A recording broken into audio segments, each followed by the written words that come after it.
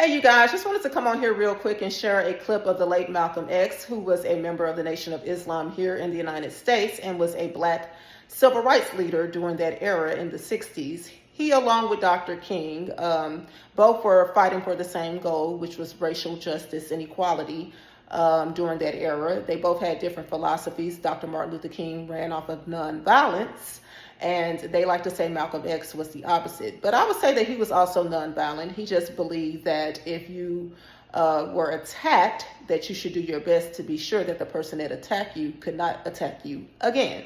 And he believed that you should not be the aggressor. So that's pretty much nonviolence. He just had more of an eye for an eye approach. So during that period of time, our media, as they do to this day, had sowed division between he and Dr. King, stating that they were opposing each other because they had different ways of going about achieving the same goal.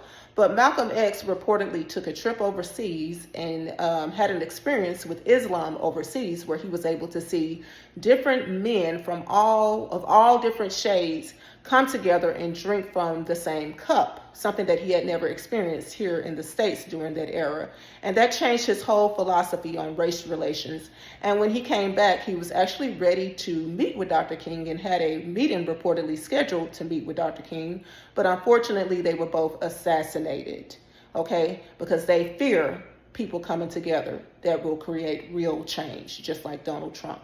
But yeah, listen to this clip of him, what he had to say about your Liberal Party way back in the 60s. Check it out.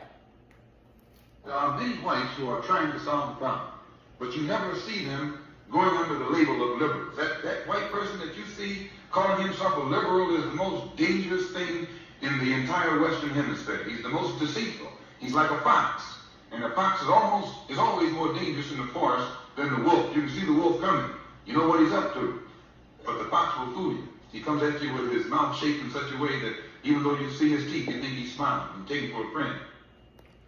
And I find that very interesting, you guys, because a lot of us have been fooled by the Liberal Party. They like to say that I'm a part of the 8% because I support Donald Trump and the MAGA movement, and that I'm against my race. But just like Malcolm said, we have been fooled because they give us Section 8 and they give us welfare.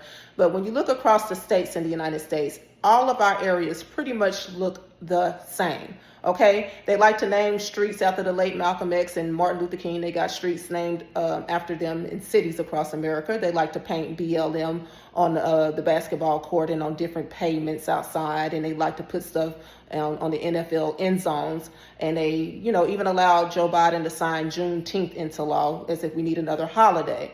What really creates change is policies, okay? We don't care about the rhetoric of black and white and yada, yada, yada. It doesn't take that long for us to get help if you were truly about helping us, like you have helped the illegal immigrants come over here and give them plenty of money and allow them to be able to open up their businesses and shops and stuff like that. You could do the same thing for the black community. And the main thing that they fear, you guys, overall is for us all to come together, because they know once we all come together, it is game over for them. So that's why they like to keep this racial division going among us, ourselves, and also among all of us, because it's really not right against black. It's good versus evil, and it's the 1% versus the 99.